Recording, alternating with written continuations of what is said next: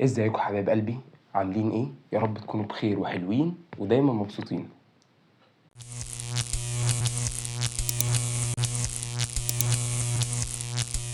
حلقتنا النهارده هي الحلقه السابعه من سلسله خلينا ندردش سوا، والحلقه دي بعنوان نفسك ثم نفسك ثم نفسك.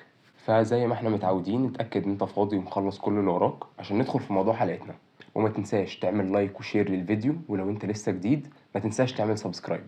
ويلا بينا من غير كلام كتير خلينا ندردش سوا. اول حاجه عايز اقولها وهي اني حابب افهمكم معنى جمله نفسك ثم نفسك ثم نفسك. الجمله دي عمرها ما كانت بتدل على الانانيه، بالعكس الجمله دي معناها حب نفسك، اهتم بنفسك عشان تقدر تحب اللي حواليك وتهتم بيهم. عمرك ما هتعرف تعمل ده وانت مش شايف نفسك ولا حاببها. في مرة كنت قريت جملة عجبتني قوي. الجملة دي بقى بتقول ايه؟ الجدع مع الجدع تجارة، والجدع مع الكل خسارة. طب يعني ايه الجدع مع الجدع تجارة والجدع مع الكل خسارة؟ عشان اجاوبك على السؤال ده عايز اسألك انت سؤال الاول. كم مرة كنت جدع مع كل اللي حواليك؟ كم مرة كنت بتقف في ظهرهم وتسمعهم وتسندهم لما يقعوا؟ كتير صح؟ اخدت ايه بقى من كل ده؟ مش هبالغ واقولك ان كلهم بعدوا وما قدروش ده ونسيوا سندتك ليهم، بس الاغلب عمل كده. قليل قوي لما حد يقدر وقفتك جنبه ويفتكر لك الموقف ده، والقليلين دول هم الجدعان. عشان كده لما تستجدع مع الجدع هو كمان هيستجدع معاك وقت وقعتك. وعشان كده اتشبهت بالتجارة، بمعنى اصح فيها خد وهات. انما بقى تعالى استجدع مع الكل، هتلاقي نفسك بتخسر طاقتك ووقتك ومجهودك وصحتك، والاهم من كل ده انك هتخسر نفسك. افتكر ان اول ضياع للنفس انك تراعي شعور الناس اللي حواليك وتنسى نفسك. هيجي عليك وقت وتقعد مع نفسك وتقول ده انا عملت معاهم كذا وكذا وكذا، وكنت واقف معاهم وساندهم وجيت على نفسي، بس هتلاقي ان كل ده ما فادكش باي حاجه، وفي الاخر طلعت انت الوحش والغلطان. وزي ما قلت لك بكده انت هتكون خسرت نفسك. هتكتشف بعد كده ان انت لازم تعمل اللي يريحك واللي يبسطك، لان محدش هيعمل اعتبار ولا هيفتكر انك جيت على نفسك عشانه في يوم من الايام. لان الكل بينسى. انت كل اللي عليك تعيش لنفسك وبس، تعيش مبسوط ومرتاح البال وراضي عن كل اللي بتعمله قدام ربنا. اكتر من كده ما يشغلكش مين يقول عليك ايه او حتى ياخد عنك فكرة وحشة، وانت مش مطالب تبرر له اي حاجة.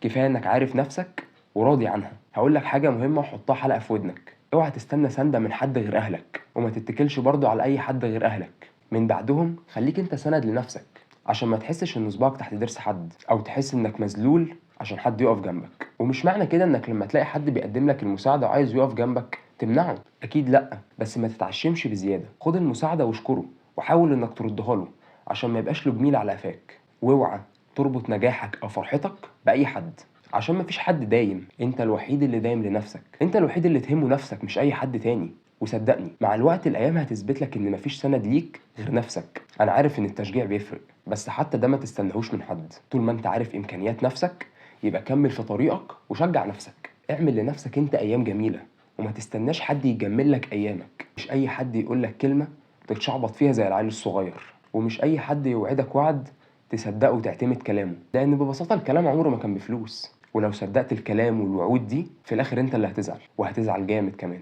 بلاش تضمن وجود شخص في حياتك وتتخيل ان الشخص ده هيفضل موجود معاك وباقي لك طول حياتك، عشان لو سابك برضو انت اللي هتزعل. وبخصوص الحتة دي كتير بسمع من ناس او بشوف او حتى الموقف ده بيحصل معايا انا، ان لما حد بيمشي من حياتنا بنلوم نفسنا حتى لو احنا مش غلطانين. بنبقى مقدمين كل حاجة حلوة للشخص ده وبنبذل كل طاقتنا عشان نحاول نسعده وبنعمل كل اللي نقدر عليه. في الاخر لما بيمشي بنلوم نفسنا، بنقعد نضرب اخماس في اسداس ونقول طب انا عملت معاه ايه وحش؟ زعلته في حاجة؟ طب قلت حاجة ضايقته؟ ونقعد نندب في حظنا. صدقني انت كده ما بتعملش حاجة غير انك بتجلد في ذاتك وبتضر نفسك. فلما حد يمشي ويخرج بره حياتك اوعى تزعل عليه، اوعى تزعل، لان هو الخسران مش انت. وده مش غرور ولا كبرياء، دي ثقة وعزة نفس. وخدها نصيحة: لو في مرة فكرت ان انت شخص مفضل عند اي حد فانت هتاخد حتة قلم على وشك هيعلم سنين.